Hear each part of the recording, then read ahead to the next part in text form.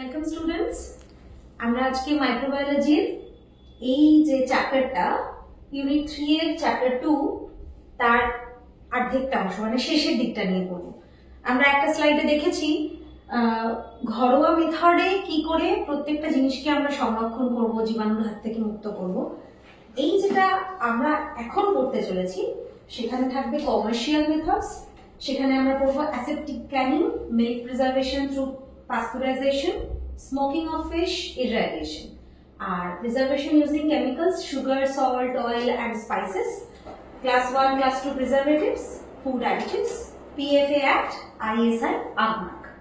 শুরুটা বলে দিলাম, এবার চলো বিষয়বস্তুর মধ্যে ঢোকা যাক।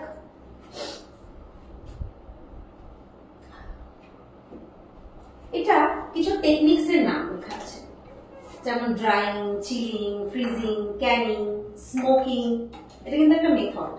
পাস্তুরাইজেশন, সল্টিং, পিকলিং, সুগারিং, এই যে এতগুলো মেথড আছে এর মধ্যে থেকে কিছু স্পেসিফিক তোমাদেরকে পড়তে হবে। যেমন আমরা পড়বো, এগুলো পড়ে এসেছি আমরা, ক্যানিংটা একটু ভালো করে পড়বো, স্মোকিং, পাস্তুরাইজেশন, সল্টিং, পিকলিং, সুগারিংটাও পড়বো। আরেকটা জিনিস যেটা পড়বো সেটা হচ্ছে ইররাডিয়েশন। বিকিরণের কথা শুনেছো, সেই বিকিরণ সংক্রান্ত কিছু পদ্ধতি যেটা দিয়ে আমরা খাবারকে সংরক্ষণ করতে পারি। অ্যাসেপ্টিক ক্যানিং দিয়ে শুরু করছি। তোমরা প্রথমেই দেখতে পাচ্ছ কিছু ক্যান্ড ফুডস এখানে ছবি দেওয়া আছে। ক্যান্ড ফুডস মানে এই যে আমরা আজকাল বাজার থেকে শীতকাল না হলেও কড়াইশুঁটি কিনতে পারি, বা কখনো কখনো আমরা এই কর্ন গুলো কিনে আনতে পারি, সস কিনতে পারি, বিভিন্ন জিনিস এইভাবে ক্যানিং করা হয়। আর শুধুমাত্র টিনের কৌটো না, কাঁচের বিভিন্ন বয়ামের মধ্যে, বিভিন্ন জারের মধ্যে, বিভিন্ন শেপস এন্ড সাইজ, তাদের বিভিন্ন ধরনের লকিং সিস্টেম, সেগুলো দিয়ে ক্যানিং করা হয়েছে।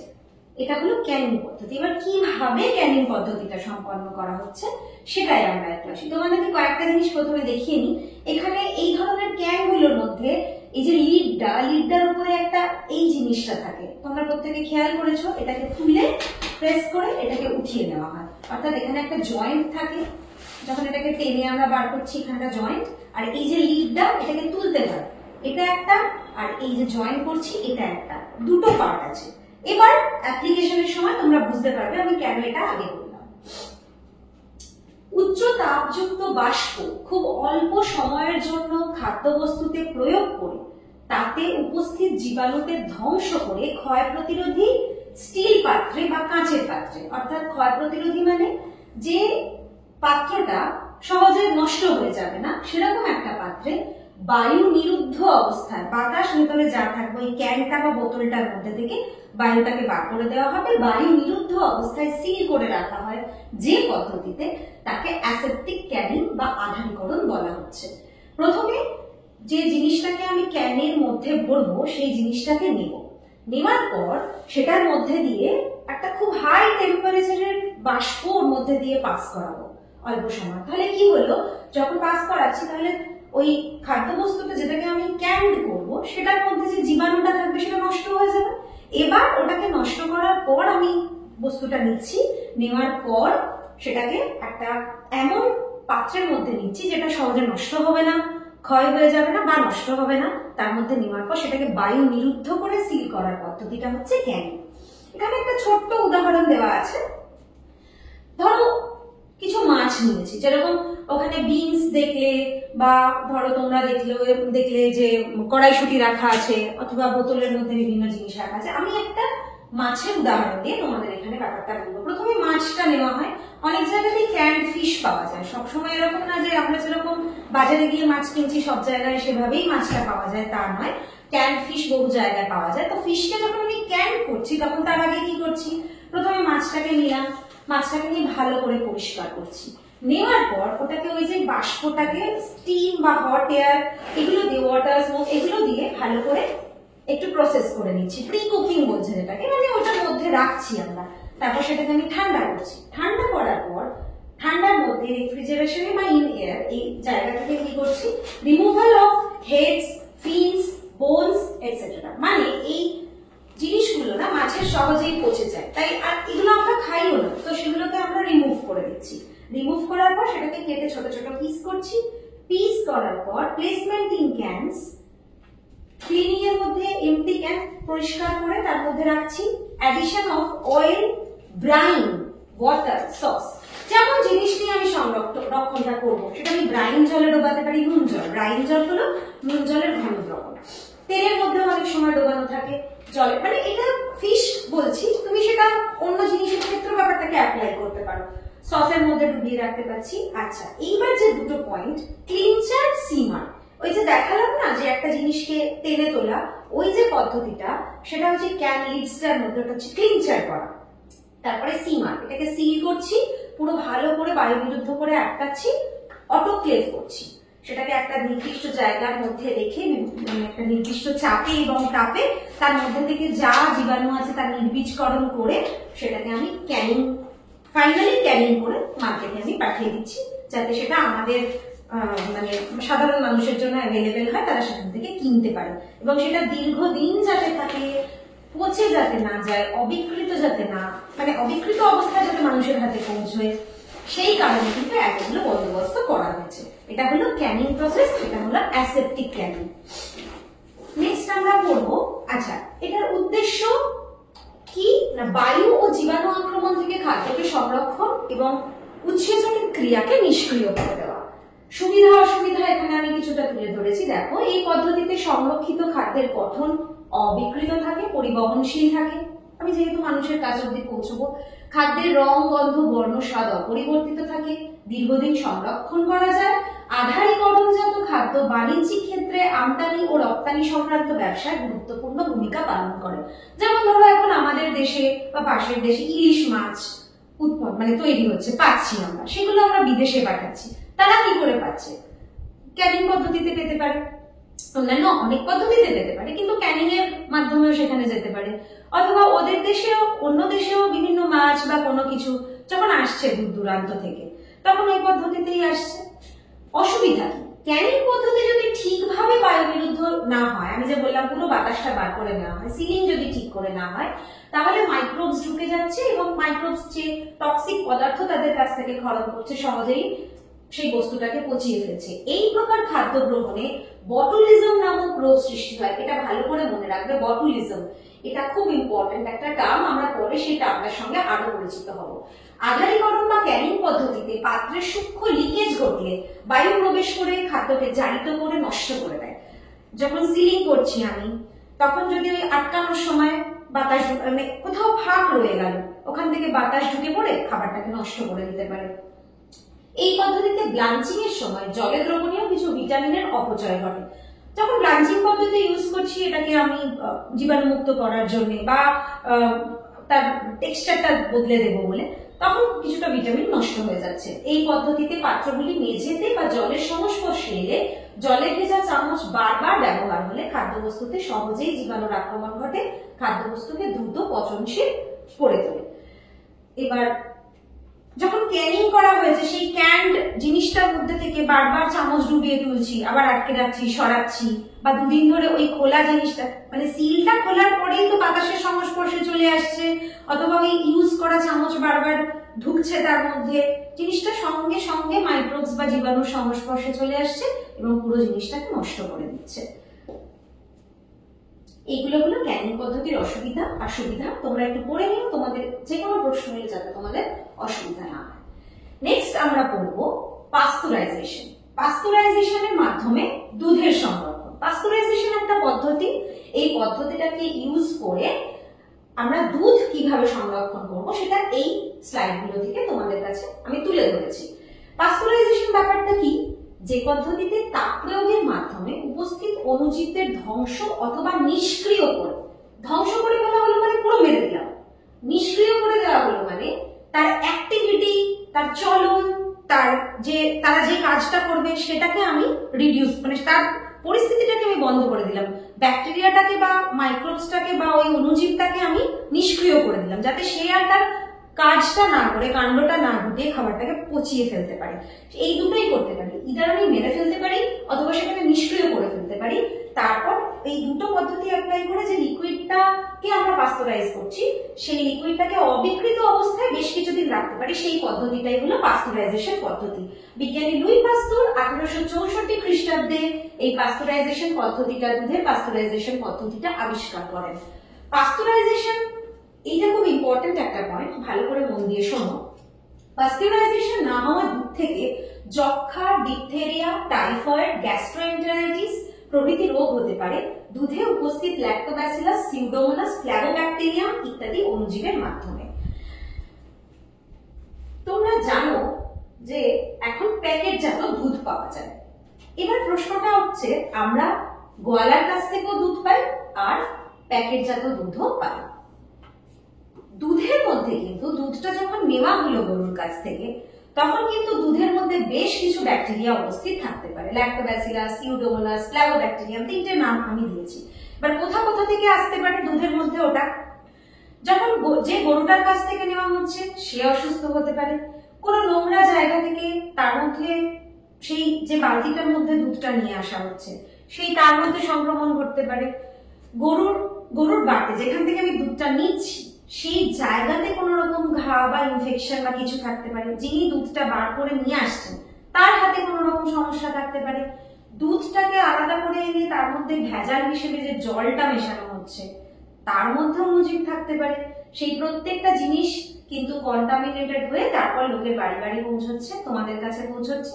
তোমরা গোয়ালার কাছ থেকে আনা দুধটা ডিরেক্ট খেয়ে নিচ্ছ, কিন্তু আমি বলবো ওই দুধটা ডিরেক্ট না খেয়ে যদি সেটাকে পাস্তুরাইজ করে এই যে এই ফর্মুলাটার মধ্যে ফেলে সেটাকে প্যাকেটজাত করা হয়, যখন পাস্তুরাইজেশনের মাধ্যমে, হোমোজিনাইজেশনের মাধ্যমে, পাস্তুরাইজেশনের মাধ্যমে দুধের মধ্যে এই যে বিভিন্ন পদ্ধতিতে অণুজীবগুলো ট্রান্সমিটেড হয়ে এলো না, সেগুলোকে কিন্তু নষ্ট করে দেওয়া যায়। সেই ধরনের প্যাকেটজাত দুধ খেলে আমরা এই যক্ষা, ডিপথেরিয়া, টাইফয়েড, এটা খুব ইম্পর্টেন্ট, প্রায় টাইফয়েড হচ্ছে দুবার তিনবার, অথবা টাইফয়েডটা কি করে হলো বুঝতে পারছি না, তার কিন্তু একটা কারণ হতে পারে ওই দুধ, গোয়ালার কাছ থেকে নেওয়া দুধ কিন্তু একটা কারণ হতে পারে। গ্যাস্ট্রোএন্টেরাইটিস, পেটের রোগ, গ্যাস্ট্রো ব্যাপারটা যার সঙ্গে যুক্ত থাকবে জানলে পেট সংক্রান্ত কোনো ব্যাপার, গ্যাস্ট্রোএন্টেরাইটিস প্রভৃতি রোগ হতে পারে এই দুধে উপস্থিত এইগুলোর মাধ্যমে। তাই পাস্তুরাইজড দুধই আমাদের খাওয়া দরকার। এবার ঢুকে যাচ্ছি পাস্তুরাইজেশন যে হচ্ছে সেই পদ্ধতিটার মধ্যে।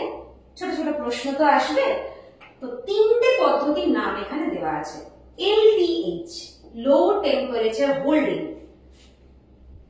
HTST, high temperature short time, UHT, ultra high temperature, UHT। এই তিনটে পদ্ধতির সাহায্যে পাস্তুরাইজেশন করা হয়। কিভাবে করা হয় সেটা আমরা, আরো একটা আছে ফ্ল্যাশ মেথড, সেটাও আমি বলে দিচ্ছি।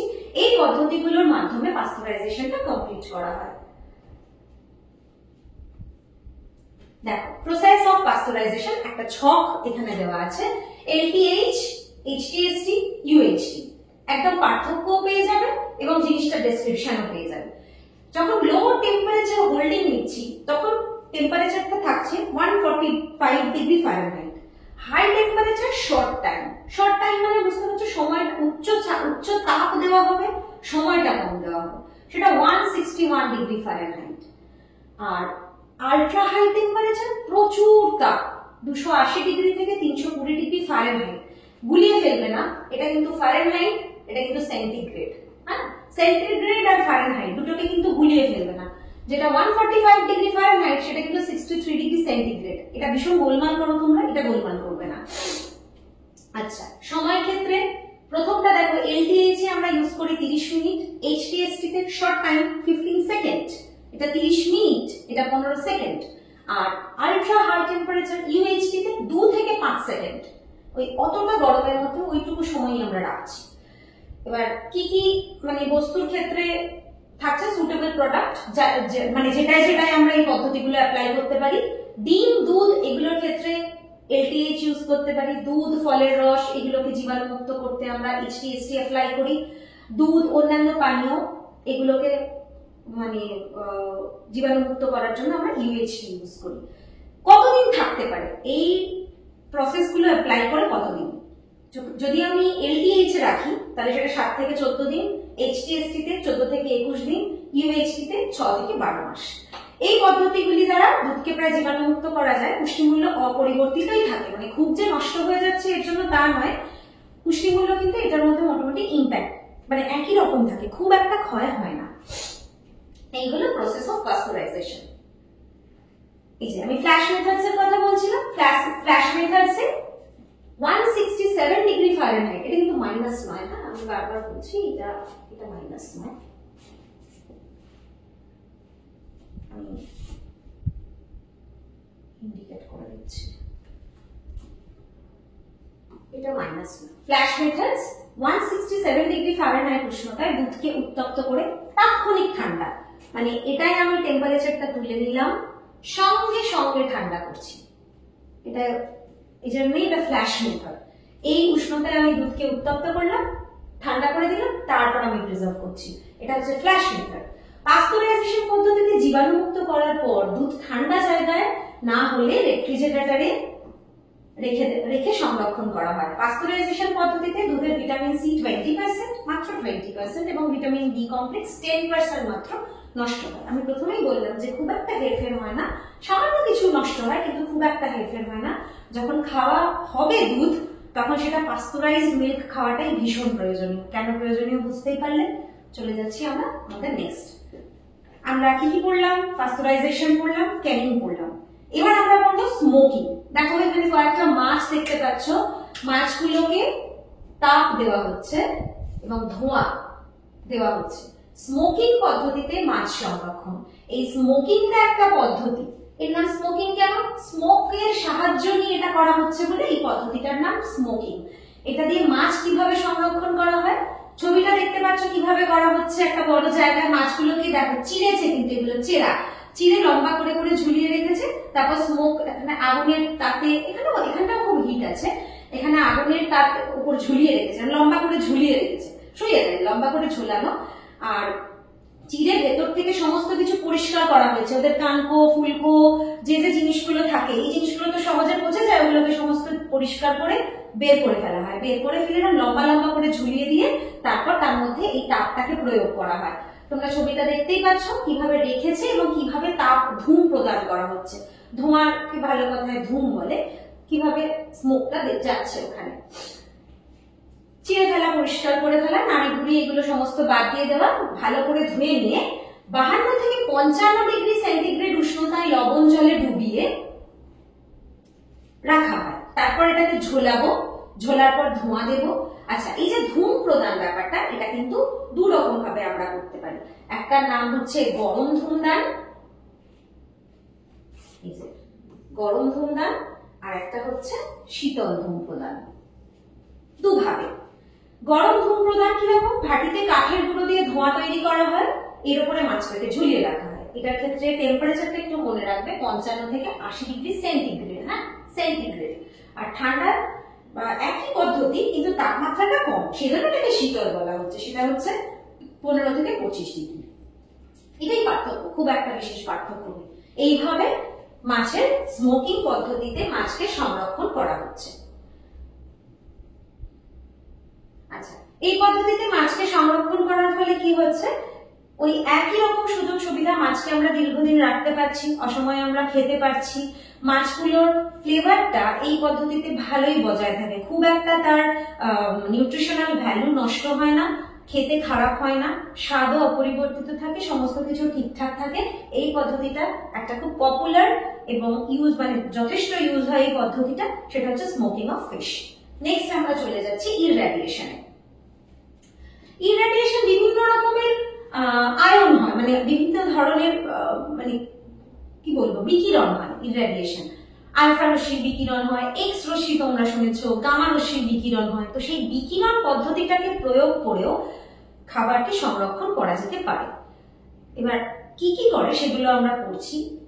এই বিকিরণ বা ইররাডিয়েশন শরীরের উপরে কতটা প্রভাব ফেলে বা খুব ক্ষতি করে কিনা সেগুলো নিয়ে এখনো পরীক্ষা নিরীক্ষা চলছে, তবে সেরকম কোনো প্রমাণ বা আলাদা করে কোনো ইনস্ট্যান্স এখনো দেখতে পাওয়া যায়নি, সেজন্য বিকিরণ পদ্ধতিটাকে আমরা ইউজ করি ফুড প্রিজার্ভেশনের জন্য। তার নির্দিষ্ট একটা মাত্রা আছে, প্রচুর বিকিরণ সেরকম না, তার একটা নির্দিষ্ট মাত্রা আছে, সেই নির্দিষ্ট একটা অপটিমাম লেভেলটা ইউজ করে আমরা এই বিকিরণ পদ্ধতির মাধ্যমে খাদ্যকে সংরক্ষণ করতে পারি।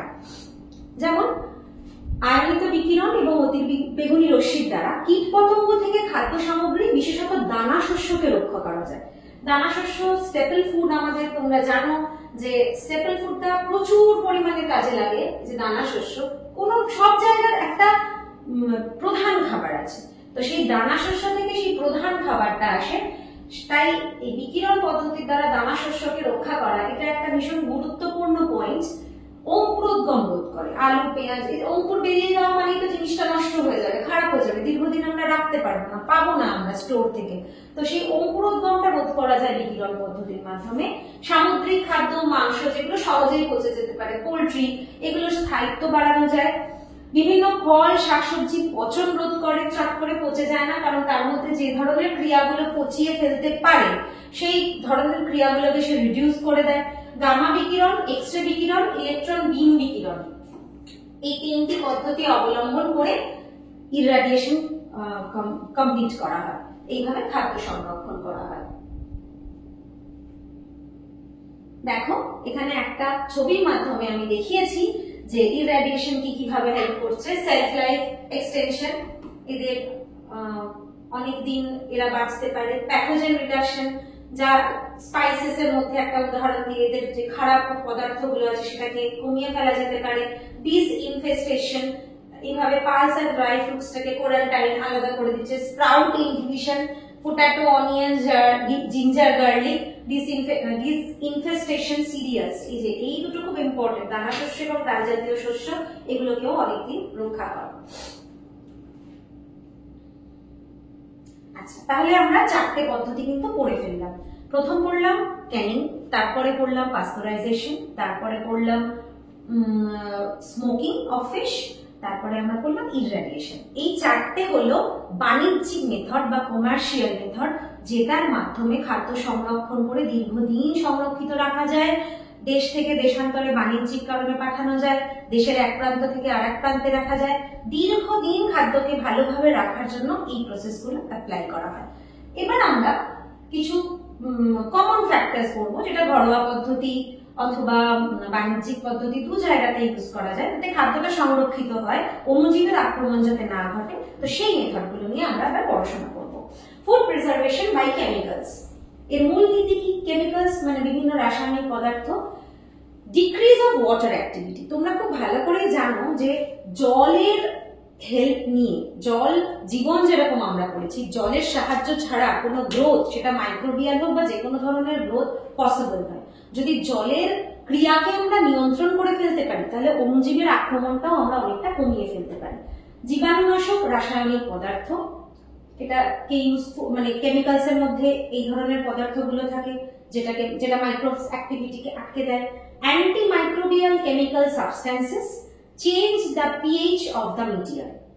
অ্যান্টিমাইক্রোবিয়াল মানে এগেইনস্ট মাইক্রোবস, অণুজীবের বিরোধী যে পদার্থগুলো সেগুলোর উপস্থিতি, এবং change the pH of the medium, একটা অ্যাসিডিক মিডিয়া বা অ্যালকালি মিডিয়াম, এই যে ব্যাপারগুলো থাকে যার মধ্যে গ্রোথটা দ্রুত হতে পারে বা কম হতে পারে, তো সেই পিএইচটাকে এমন জায়গাতেই রাখে এই কেমিক্যালগুলো যাতে জীবাণুর বৃদ্ধিটা বেশি না হয় অথবা আটকে যায়।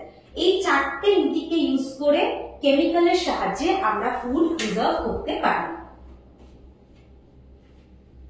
কিছু উদাহরণ এখানে আমি দিয়েছি, তোমরা দেখতে পাবে। সাইট্রিক অ্যাসিড, ভিনিগার বা অ্যাসিটিক অ্যাসিড, ফর্মুলা CH3COOH, যেটা দিয়ে আমরা জ্যাম, জেলি, আচার এগুলোকে সংরক্ষণ করতে পারি। দুধ সংরক্ষণ করতে কি কি কেমিক্যাল ইউজ করতে পারি? Borax, hydrogen peroxide, formalin, boric acid, এগুলো ইউজ করতে পারি। Sodium benzoate, potassium metabisulphite, sulphur dioxide, এগুলো বিভিন্ন কেমিক্যালস এর নাম। এগুলোর সাহায্যে আমরা colour fruits like berries, pomegranate মানে বেদানা, cherry, plum, strawberry, while color fruits such as apple, lychee, fresh and dry fruit like apricot, raisins, এগুলো সমস্ত সংরক্ষণ করার জন্য আমরা কিন্তু এইগুলো ইউজ করি। তোমাদের ছোট ছোট প্রশ্ন আসে, দুধ সংরক্ষণে আমরা কি ধরনের কেমিক্যাল ইউজ করি, কোনো কালারিং ফ্রুট সেটা সংরক্ষণে আমরা কি কেমিক্যাল ইউজ করি। তোমরা এই ছকটা যদি একটু দেখে নাও মোটামুটি একটা আইডিয়া হয়ে যাবে। এছাড়া এরকম অসংখ্য কেমিক্যালস আছে, কিন্তু এগুলো ইম্পর্টেন্ট, এগুলো মোটামুটি প্রশ্ন বা কমন যেগুলো আসতে পারে তোমরা এটা জানলে হবে। ফুড প্রিজার্ভেশন বাই সুগারস, যেটাকে আমরা বলছি সুগারিং, এটার একটা নাম হলো সুগারিং।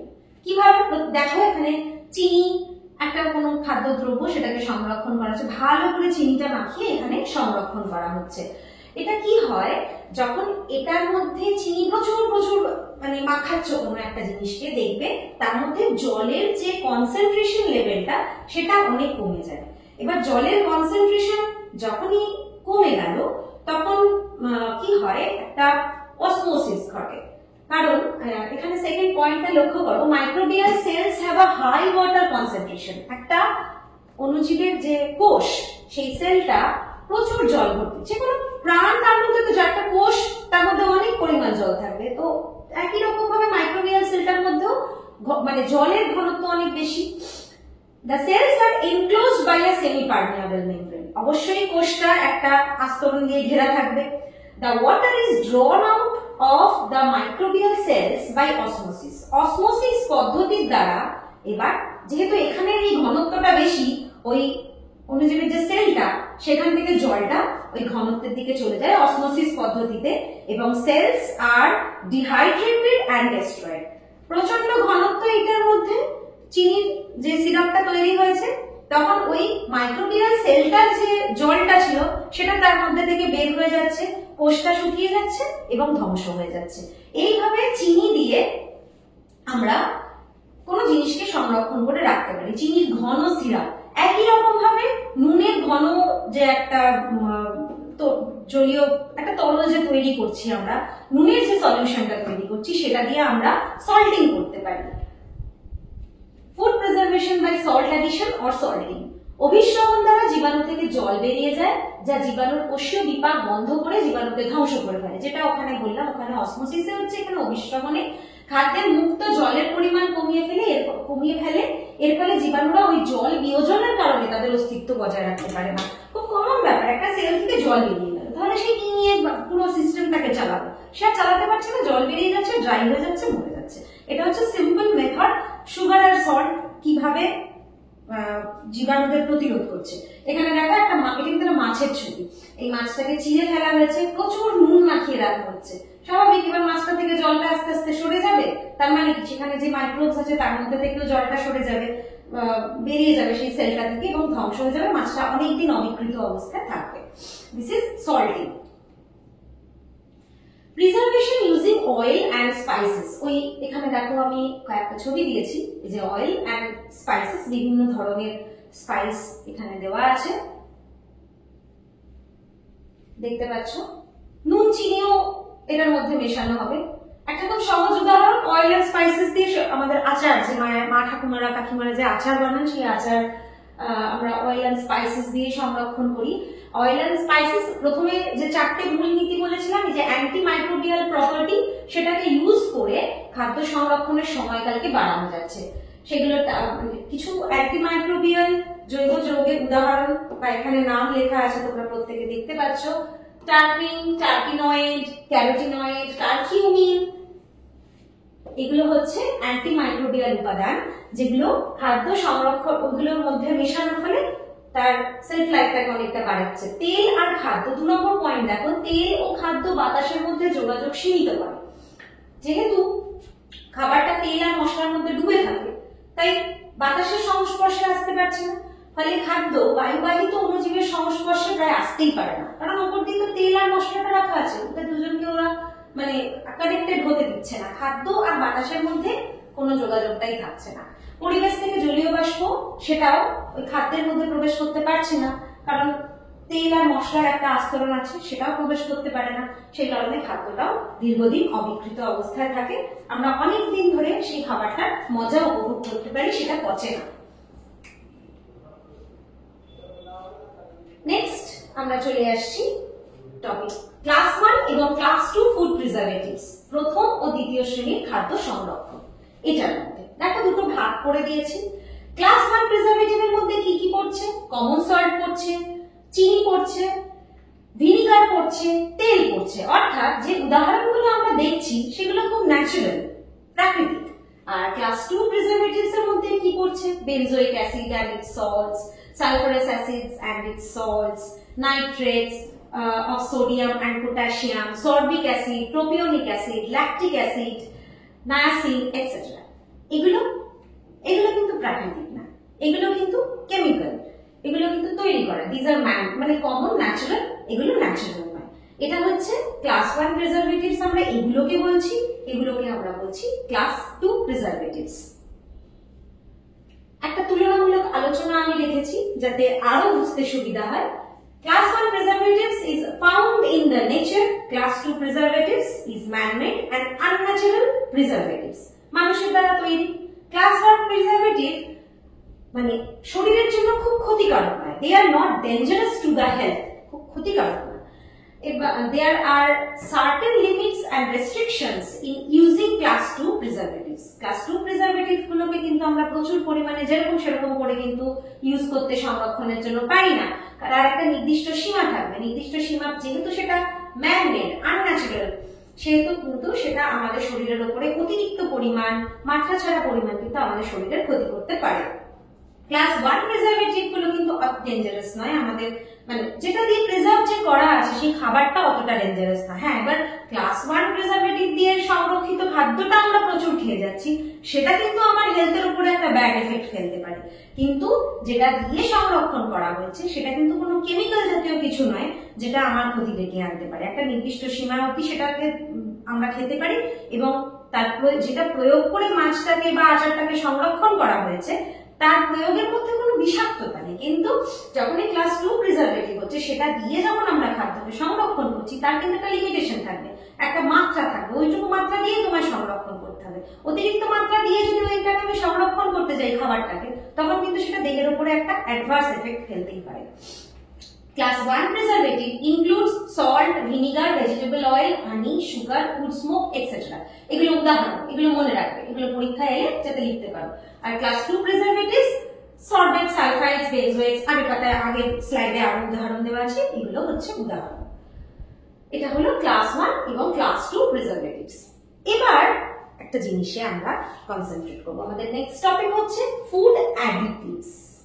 অ্যাডিটিভ, অ্যাডিশন, অ্যাডিটিভস মানে যেটা যোগ করা হচ্ছে, যেটার নাম খাদ্য যোজক। কি কি এখানে আমি একটা ছবি রেখেছি তোমাদের জন্য।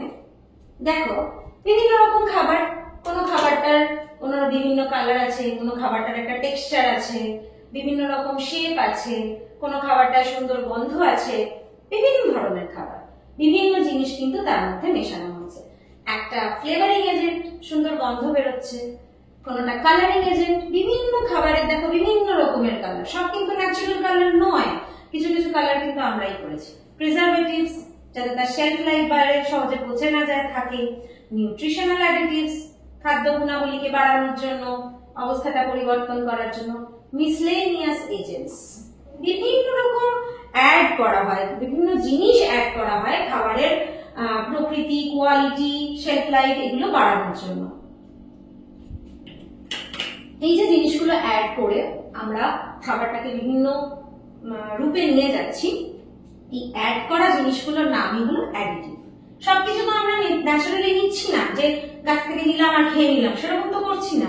আমরা নানান রকম ভাবে সেটাকে চেঞ্জ করছি, বিভিন্ন ফর্মে খাচ্ছি, বিভিন্ন তার টাইপস আমাদের কাছে আসছে। সেগুলো করতে গিয়ে তো কিছু কিছু জিনিস তার মধ্যে যোগ করতেই হচ্ছে, সেইগুলোই হচ্ছে ফুড অ্যাডিটিভস। কিছু ফুড অ্যাডিটিভস ভালো, ওয়েল এন্ড গুড, কিছু ফুড অ্যাডিটিভস কিন্তু ওই অতিরিক্ত মাত্রায় লাগাম ছাড়া হয়ে গেলে সেটা কিন্তু আমাদের শরীরের জন্য খারাপ। এবার এসো দেখে নিই যে কি কি অ্যাডিটিভস আমরা দিচ্ছি। এই যে বেশ কিছু অ্যাডিটিভস এর নাম দেওয়া আছে, সেটা কি করছে সেটা দেওয়া আছে, সেই অ্যাডিটিভস গুলোর মধ্যে কি কি কেমিক্যাল আছে সেটা, আর যে যে খাবারের মধ্যে সেটা ইউজ হচ্ছে, এভাবে দেওয়া আছে। সমস্ত এক্সাম্পল, সমস্ত কিছু তোমাদের মাথায় না রাখলেও মূল যে অ্যাডিটিভ গুলো সেগুলো তোমরা মনে রাখবে। দেখো প্রথম হচ্ছে প্রিজারভেটিভস। এগুলো প্রিজারভেটিভ দিয়ে আমরা কি করছি, খাবারের সেলফ লাইফটা বাড়াচ্ছি। এখানে একটু স্পেলিং মিস্টেক আছে, এটা তোমরা দেখে নেবে।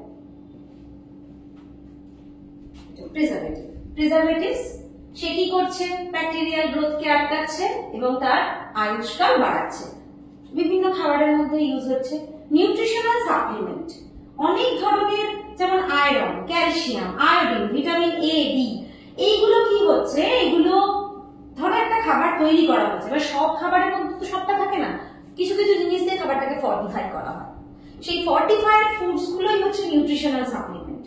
যেমন দুধে, নুনে, নুনটা তো খুব ইম্পর্টেন্ট, তোমরা প্রত্যেকে জানো আমরা আয়োডিন যুক্ত সল্ট খাই, সেটা হুইট ফ্লাওয়ার, ব্রেড, অয়েল, বনস্পতি ইত্যাদি খাবারের জায়গায় এগুলো ইউজ করা হচ্ছে। কালার মডিফায়ার, কালার মডিফায়ার কি, এই যে বিভিন্ন ধরনের কালার হয়ে যাচ্ছে কোনো একটা জিনিসের, অন্য অন্য রং হয়ে যাচ্ছে। যেমন আইসক্রিমের একটা রং পাই, বিস্কিট আমরা নানান রকমের রঙের খেতে পারি, যে সিরাপ গুলো, ফ্রুট সিরাপ, ফ্রুট জুস আমরা খাই, সেগুলোর বিভিন্ন কালার হতে পারে।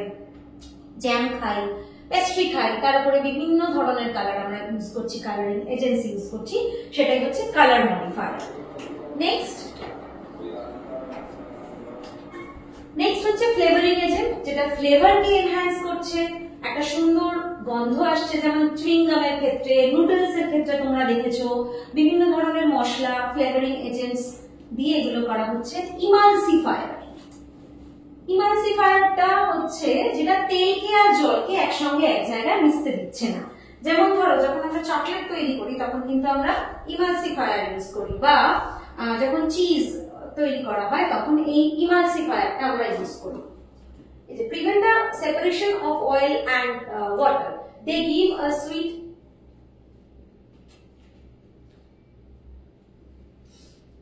oil and water. এই জিনিসটাকে ওরা আটকা, মানে অয়েলকে আর ওয়াটারকে আলাদা হতে দেয় না, একটা ভালো টেক্সচার দেয় সেই কারণে।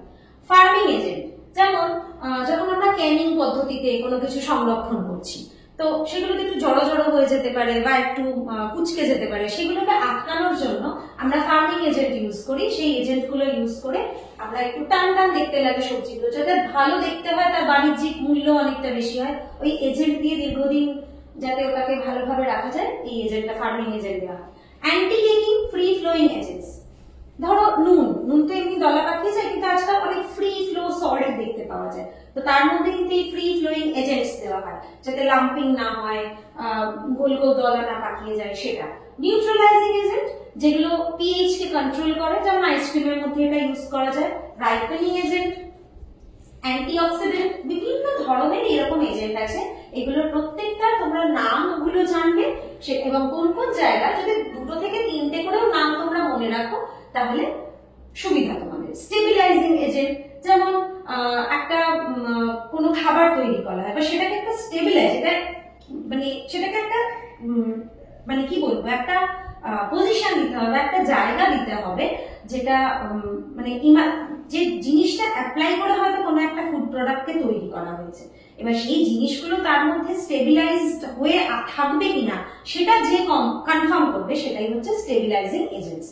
লিভেনিং এজেন্ট, সুইটনেস, বিভিন্ন ধরনের মিষ্টি জাতীয় জিনিসপত্র মেশানো হয়। এই যে তোমরা কোল্ড ড্রিঙ্কস খাও, আইসক্রিম খাও, বা কোথাও থেকে রেডিমেড টি, কফি এগুলো কিনতে পাওয়া যায়, তার মধ্যে সুইটনেস মেশানো হয়।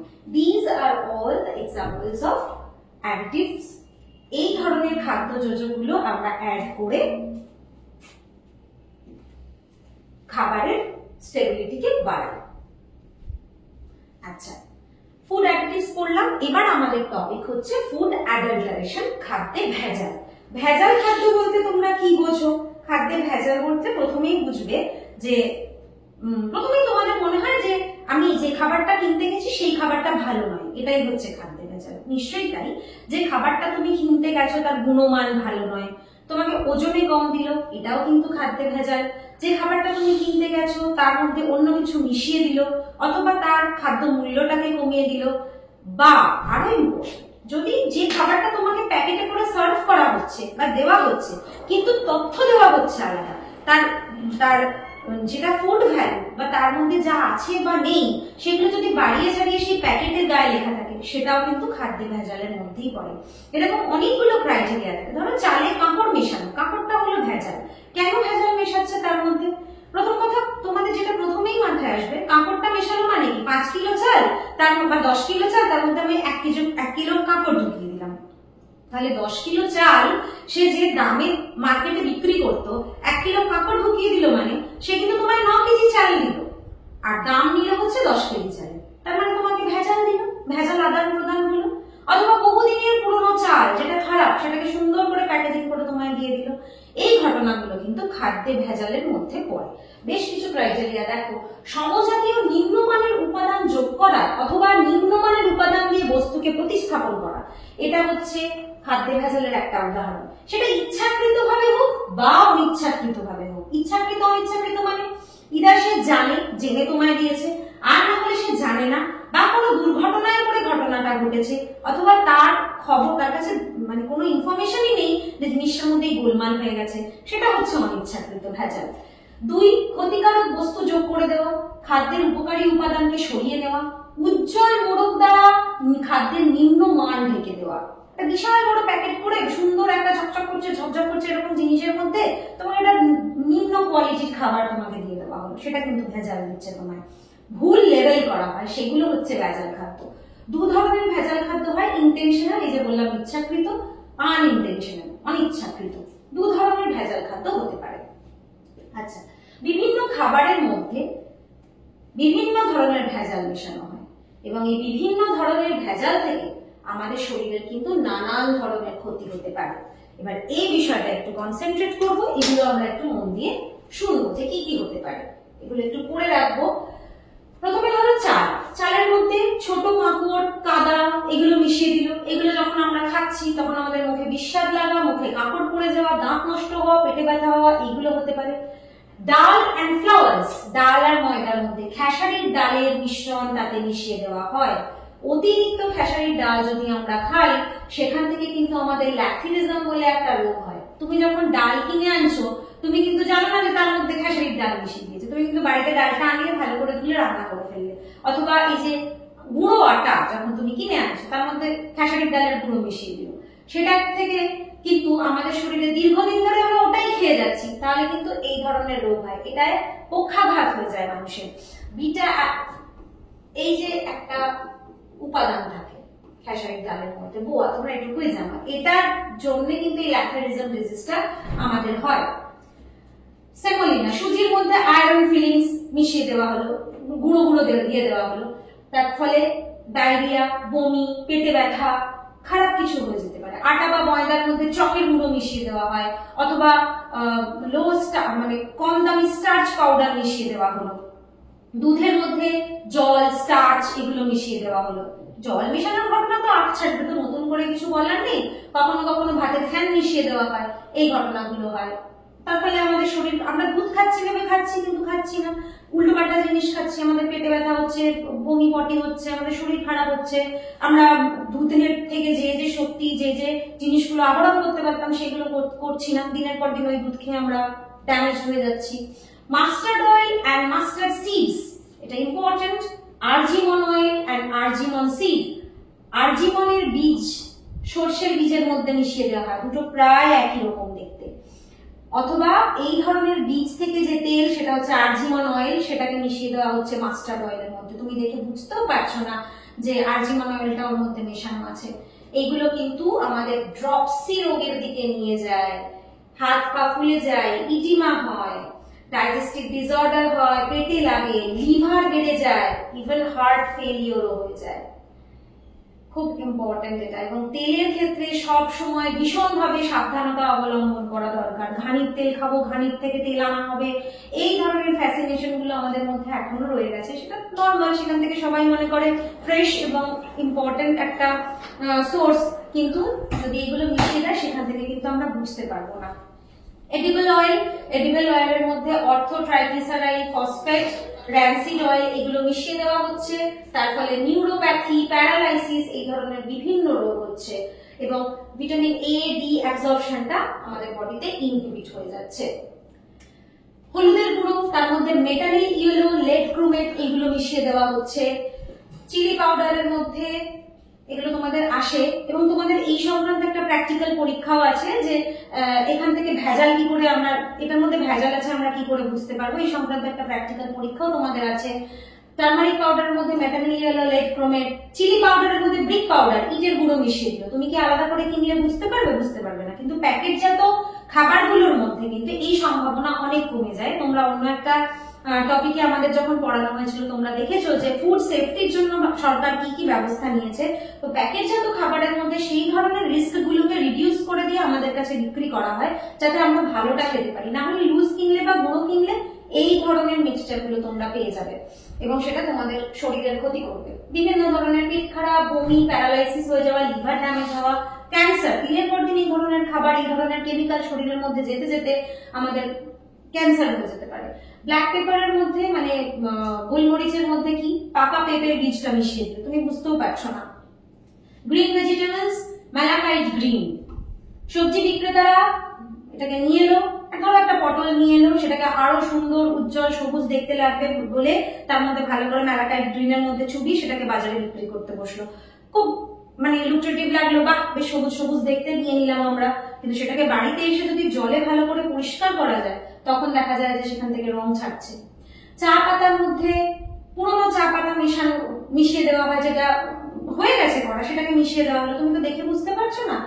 বা বেঙ্গল গ্রাম মানে এটা একটা ডাল, তার খোসা মিশিয়ে দেওয়া হয়। কফির মধ্যে ট্যামারিন বা চিকরি এগুলোর বীজকে গুঁড়ো করে কফির মধ্যে মিশিয়ে দেওয়া হলো, সেগুলো খেয়ে কিন্তু আমরা, হ্যাঁ খাওয়ার পর হয়তো আমাদের স্বাদ অনেকটা কম লাগবে, কিন্তু যখন আমরা কিনে ফেলছি এগুলো লুজ, সেগুলো কিন্তু এইভাবে বিভিন্ন ধরনের ভেজাল খাদ্য মিশিয়ে আমাদেরকে বিক্রি করা হতে পারে এবং তার থেকে এই ধরনের ডিজিজ গুলো কিন্তু আমাদের শরীরে আমাদেরকে এফেক্ট করতে পারে।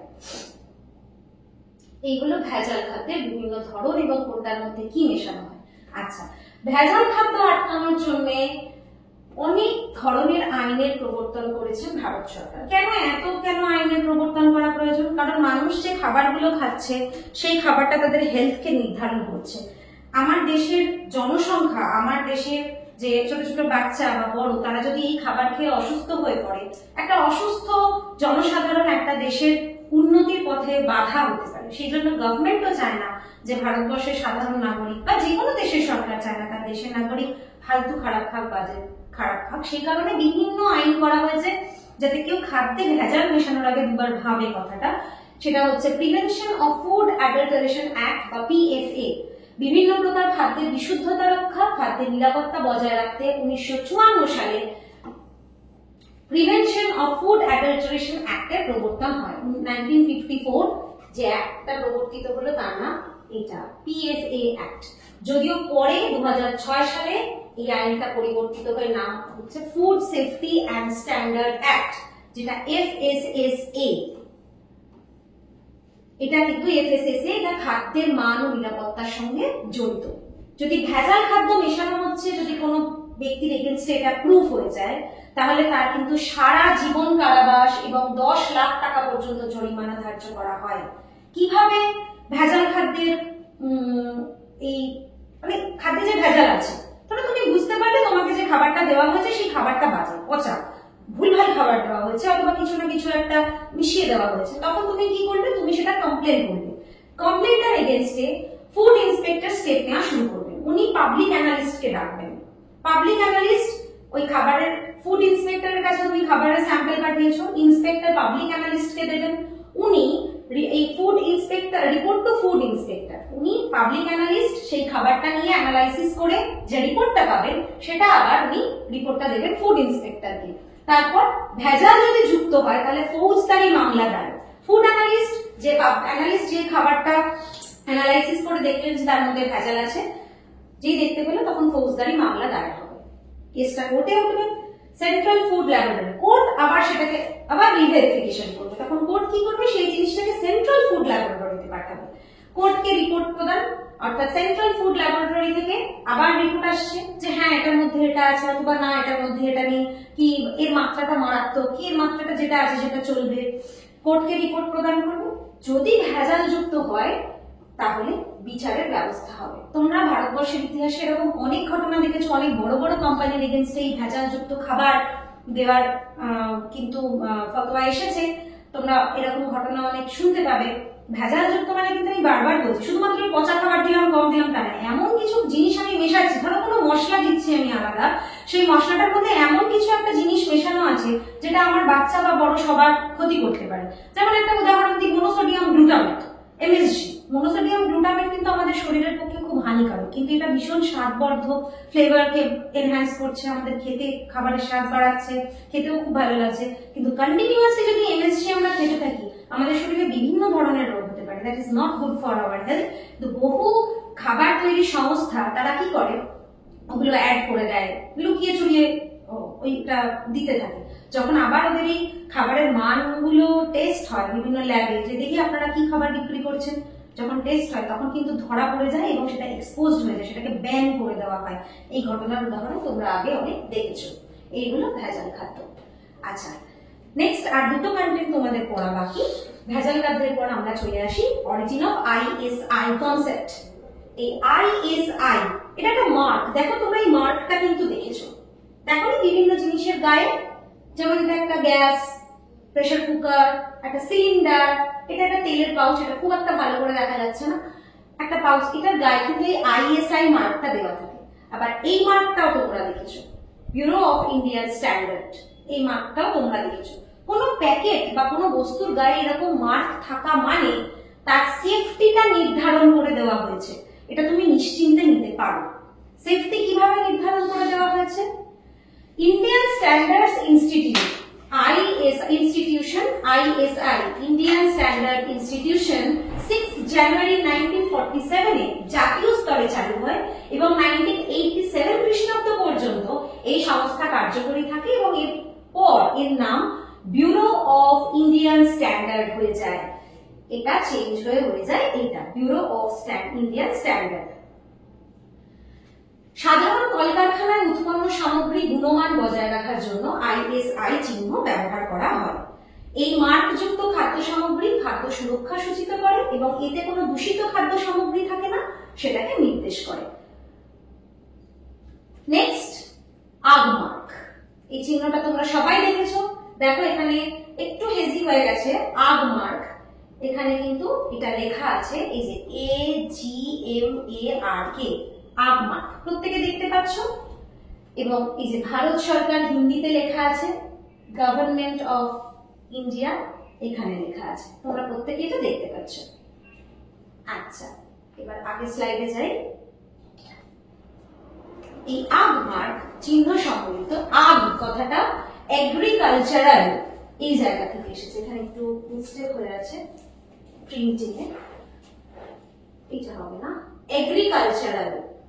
আর mark certificate of mark, ag কথাটা এগ্রিকালচারাল থেকে এসেছে, মার্ক সার্টিফিকেট অফ মার্ক। 1937 এ এর প্রথম এটাকে নিয়ে আসা হয়। বর্তমানে হরিয়ানায় এর প্রধান কার্যালয় অবস্থিত। প্রধানত কৃষিজাত বস্তুর গ্রহণযোগ্যতার মান হিসেবে, যদি তোমার প্রশ্ন আসে যে আগমার্ক কিসে ইউজ হয়, প্রধানত কৃষিজাত বস্তুর গ্রহণযোগ্যতার মান হিসেবে আগমার্কটা ইউজ করা হয়। ভারত বিভিন্ন দানা শস্য, ভোজ্য তেল, ফল, সেমি প্রসেস ফুড যেমন ভার্মিসেলি, এগুলোর মান নির্ধারণ করার জন্য আগমার্ক ইউজ করা হয়। কিভাবে এটা হচ্ছে, বেসিক ব্যাপারটা জেনে রাখো। প্রাথমিক পরীক্ষা অ্যারেঞ্জমেন্টস করা হলো, নমুনা সংগ্রহ করা হলো, তার গুণমান বিচার করা হলো এবং গ্রেডটাকে নির্ধারণ করা হলো। আগমার্কেরও বিভিন্ন গ্রেড থাকে। নমুনাটা নেওয়া হলো, স্যাম্পল কালেকশন হলো, গুণমান বিচার করে গ্রেডেশন করা হলো, এর তারপর লোগো সম্বন্ধে যে লোগোটা আমি দেখালাম প্যাকেজিং করা হলো, যে প্যাকেটটা তৈরি হলো তার গায়ে আগমার্কটা দেওয়া রইল। যে খাবারের প্যাকেটের মধ্যে আগমার্কটা থাকে সেই খাবারের মান অত্যন্ত ভালো বলে আমরা ধরে নিই।